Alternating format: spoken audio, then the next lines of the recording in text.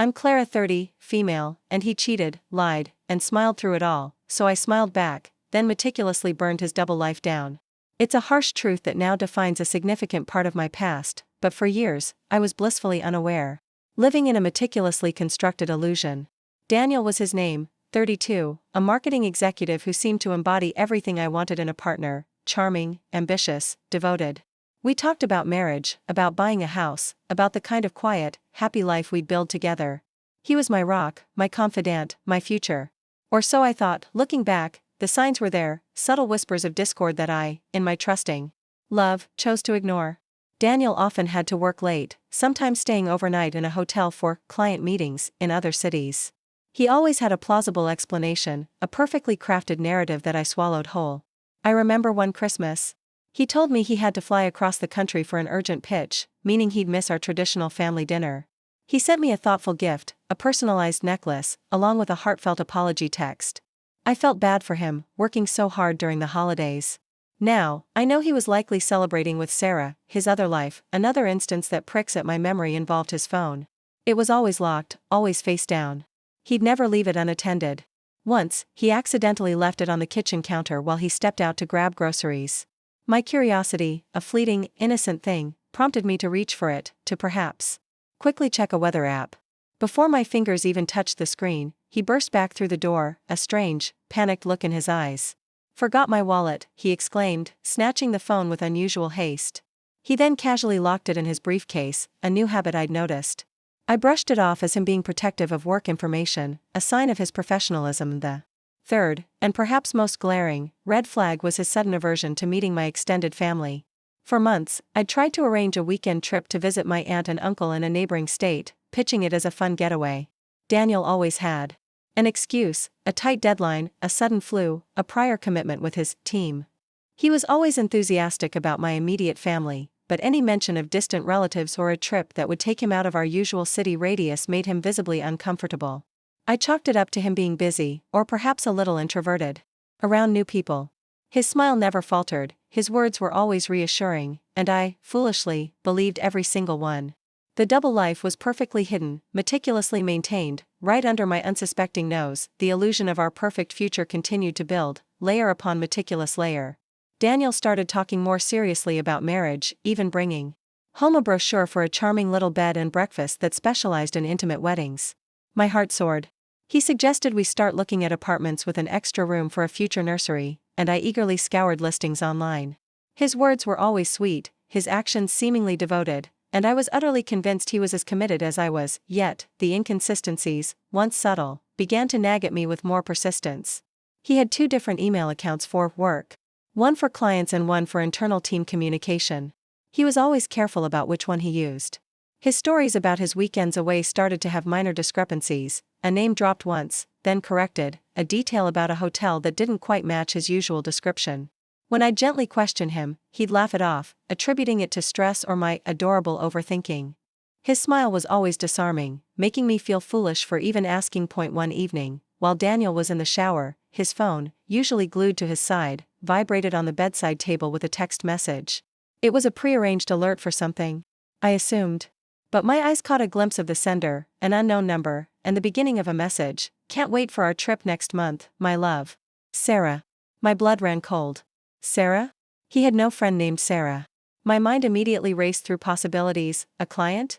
A colleague? But my love? The pit in my stomach deepened. When Daniel emerged from the bathroom, I casually mentioned seeing a text. He immediately grabbed his phone, a flicker of panic in his eyes, quickly dismissing it as a spam message or a wrong number. He then changed the subject with a practiced ease, asking me about a design project I was working on. His smile was as charming as ever, his demeanor perfectly calm, but the seed of doubt, watered by that text, began to sprout.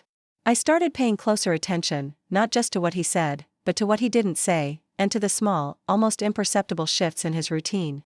I noticed he had 2 separate calendar apps on his phone, one for us, and another he accessed only when he thought I wasn't looking. The perfect facade he presented to me was cracking, revealing glimpses of a far more complicated, and terrifying, reality. The double life wasn't just a suspicion anymore, it was a looming, terrifying shadow. The text message from Sarah was the crack in Daniel's meticulously crafted dam. I couldn't ignore it, not anymore. My internal alarm bell screamed. A dissonant symphony against his continued smiles and reassurances. I knew I needed proof, undeniable evidence, because his lies were too smooth, too practiced, to confront without an ironclad case. My research began quietly, meticulously, fueled by a terrifying cocktail of dread and growing resolve. I started with the smallest inconsistencies: the hotels he claimed to stay at for client meetings, the conferences he supposedly attended. A quick search revealed that while the hotels existed, the dates he provided often didn't align with the actual conference schedules. He claimed to have flown to Chicago for a major industry event in April, but I found the event was actually in October. He explained it away as a last-minute change, but the explanation felt hollow. Then came the bigger pieces. I secretly installed a small, discreet GPS tracker on his car, telling him it was a new security feature for my peace of mind after a recent spate of local car thefts. He smiled and said it was a good idea. The data it provided was chilling. While he told me he was at client dinners downtown, his car was frequently parked in a quiet suburban neighborhood, hours away, sometimes overnight. The address belonged to a charming, well-kept house with a small garden, completely unfamiliar to me. One Tuesday, he told me he had an urgent presentation and would be working late, likely staying in a hotel near his office. I smiled, wished him luck, and then, with a heart pounding like a war drum, I drove to that suburban address. My hands gripped the steering wheel so tightly my knuckles were white. As I turned onto the street, I saw a familiar car parked in the driveway, Daniel's, and then I saw them. Daniel emerged from the front door, laughing, his arm around a woman I didn't recognize, a pretty, kind-faced woman with long, dark hair. They shared a tender kiss on the porch before she waved him off. As Daniel drove away, I pulled over. A few houses down, my mind reeling. My breath hitched in my throat as I saw him briefly glance back at the house, a look of pure affection on his face. It wasn't just a casual affair. This was a deeper, more entrenched betrayal. I waited. And waited. A few minutes later, the woman Daniel had kissed reappeared from the house. She went to the mailbox, pulled out a stack of mail, and among it, clear as day, was a piece of junk mail addressed to Daniel Miller and Sarah Thompson. Sarah. The name from the text message. My world imploded. He wasn't just having an affair, he was living a full, parallel life. This was his other home. This was his other relationship. The next day, I gathered every piece of evidence: the GPS logs, the mismatched conference dates, the text message, the mail. I felt a cold calm descend upon me, replacing the gut-wrenching pain. He had cheated. He had lied. And he had smiled through it all, playing me for a fool. I would smile back. And then, I would burn his double life down, brick by painstaking brick. The immediate aftermath of my discovery was a strange, unsettling period of cold clarity. The raw, gut-wrenching pain of betrayal was present, of course, a dull ache beneath my ribs. But it was quickly overshadowed by a fierce, almost surgical precision. The shock had worn off, replaced by a chilling resolve. Daniel continued his charade, kissing me goodbye each morning, texting me sweet platitudes throughout the day, always with that disarming smile. And I, in turn, smiled back, played the part of the oblivious, loving girlfriend. It was a performance, a silent war of deception, and I was determined to win. I didn't confront him. Not yet. Confrontation was too simple, too quick. It would allow him to deny, to manipulate, to slip away with minimal damage. I wanted to dismantle his world, to expose every carefully constructed lie, not just to me, but to everyone he had deceived. I wanted him to feel the same crushing humiliation he had so casually inflicted upon me. My days became a meticulous deep dive into his double life. I used every skill I had as a graphic designer: attention to detail, research, the ability to piece together disparate elements into a cohesive narrative. I cross-referenced the GPS data with public records, confirming that the house belonged to Sarah Thompson. I found her social media profiles: a vibrant, seemingly happy elementary school teacher. Her posts painted a picture of a long-term relationship, filled with photos of her and Daniel, celebrating anniversaries, holidays, even a quiet, intimate engagement party they'd apparently held last year. He had given her a ring. A different ring, but a ring nonetheless. The sheer audacity of it left me breathless. 2 lives, meticulously separated, 2 women who thought they were his only one. The anger simmered, but it was a cold, controlled fire now. I downloaded every photo, every social media post, every scrap of information I could find. I created a timeline, a damning dossier of his deception, complete with dates, locations, and his contradictory statements to me. My initial thoughts of confronting him directly faded. This wasn't just about my broken heart, it was about the fundamental disrespect, the years of lies, the calculated cruelty. He deserved more than a simple breakup. He deserved to watch his carefully built world crumble.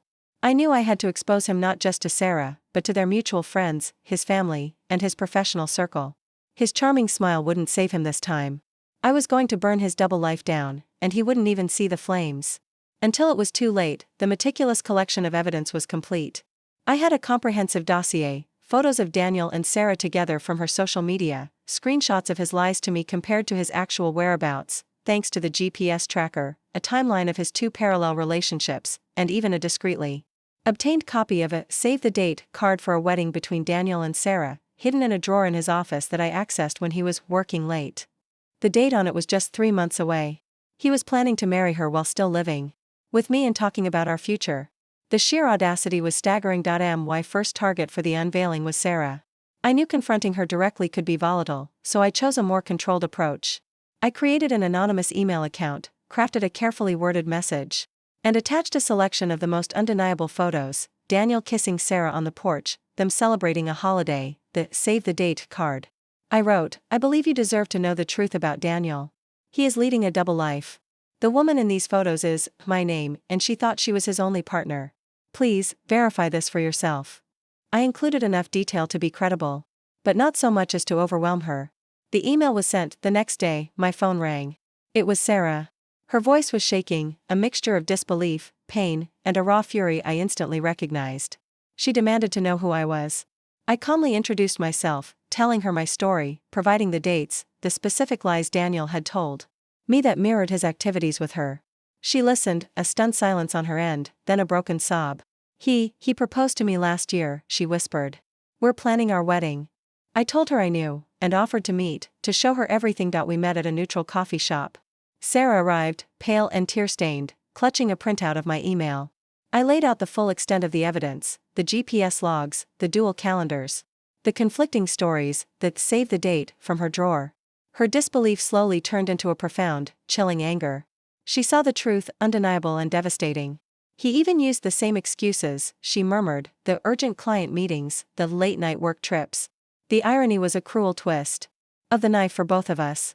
Sarah, in her quiet, strong way, thanked me for the truth, even as it shattered her world. "He deserves to lose everything," she stated, her voice firm. With Sarah now on my side, a powerful alliance was forged. We decided to expose him to his professional circles. Sarah, with her detailed knowledge of his work schedule and contacts, provided the perfect opportunity. Daniel was due to give a major presentation at a prominent industry conference in 2 weeks, a showcase of his marketing prowess, designed to elevate his career even further. It was the perfect stage for his downfall. The unveiling of secrets had begun, and the flames were about to engulf every corner of his carefully constructed life. With Sarah's alliance, my plan shifted into high gear. The raw pain of betrayal was still a dull ache, but now it was overshadowed by a chilling, strategic focus. We worked in tandem, a silent, methodical force. Sarah, with her intimate knowledge of Daniel's professional network and the upcoming conference, became an invaluable asset. She helped me identify key industry figures, influential colleagues, and even his direct superiors who would be attending. Our target was the annual Marketing Visionaries Conference, where Daniel was slated to deliver a keynote presentation on authenticity and branding, the ultimate irony. We knew this was his moment to shine, a critical step in his ambitious career ascent.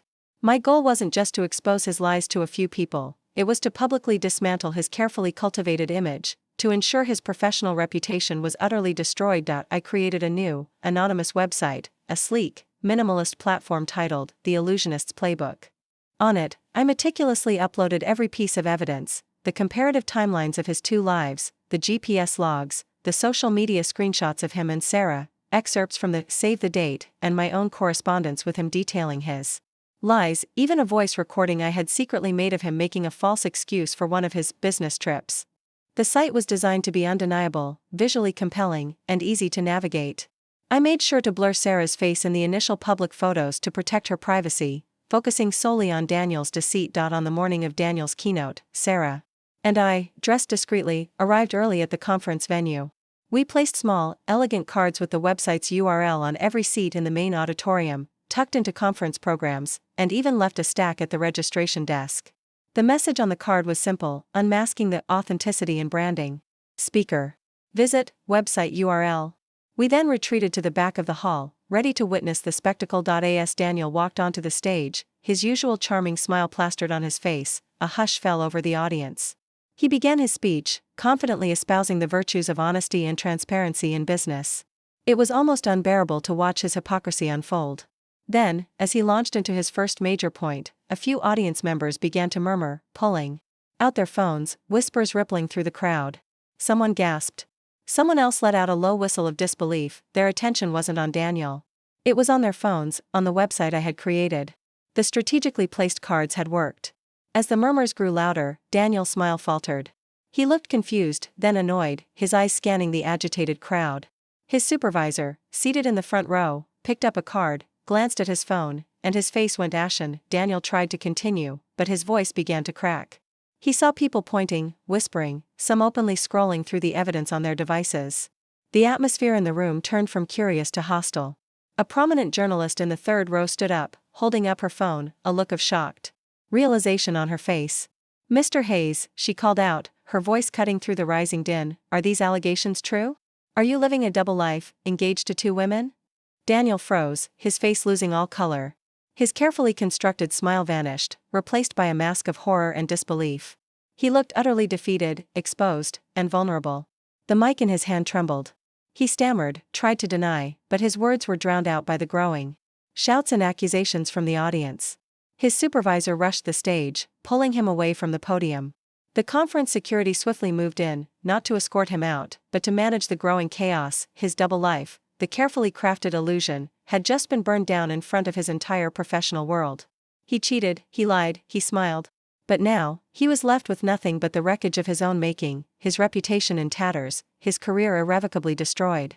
The fallout from the conference was immediate and catastrophic for Daniel. News of his public exposure spread like wildfire through the industry. The Illusionist's Playbook website went viral, attracting thousands of views and becoming a cautionary tale. His company, desperate to distance themselves from the scandal, terminated his employment with immediate effect. His carefully built career, once so promising, crumbled into dust. Offers for other positions evaporated, and his once charming smile became synonymous with deceit. I heard through the grapevine that he struggled to even find freelance work. His name tainted. Sarah and I, meanwhile, continued our quiet alliance. The initial shock for her had transformed into a profound sense of empowerment. She broke off. Her engagement with Daniel severed all ties, and even provided testimony to his former company's HR department about his ethical breaches, solidifying his professional demise. She eventually found peace, grateful for the truth, however painful. Our shared experience forged an unexpected bond, a sisterhood born from fire. For me, the immediate sense of grim satisfaction slowly gave way to a deeper, more profound sense of liberation. The constant performance, the fear of discovery, the quiet vigilance had taken a toll. Now, I could breathe. The wound of betrayal was still a scar, a permanent reminder, but it no longer throbbed with raw pain. It became a testament to my resilience, a mark of the strength I had discovered within myself. I threw myself into my freelance graphic design work, channeling my creativity into new projects. The emotional turmoil, once a drain, now became a wellspring of inspiration for my aspiring author dreams. I started writing again, pouring my experiences into a fictional narrative, finding healing in the act of creation. My life, once defined by Daniel's lies, was now entirely my own, shaped by my choices and my genuine passions. I learned to trust my instincts more, to recognize the subtle red flags I had once dismissed.